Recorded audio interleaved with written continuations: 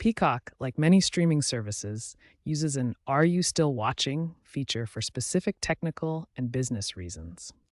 The primary purpose of this feature is to conserve bandwidth and prevent unnecessary data usage when users are not actively watching content. When there's no user interaction for a certain period, Peacock pauses playback and displays the prompt to prevent wasting bandwidth on content nobody is watching. This feature is especially important for users with limited data plans, as it prevents excessive data consumption when content is playing but not being actively watched.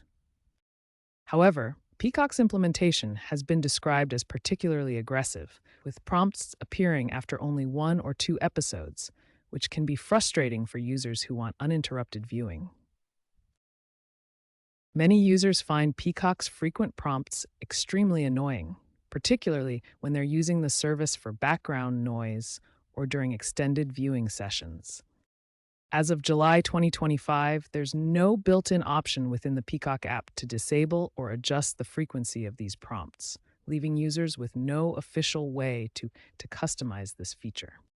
Some users have explored workarounds using third-party tools, device-level settings, and browser extensions, but these solutions aren't always effective and may not work consistently.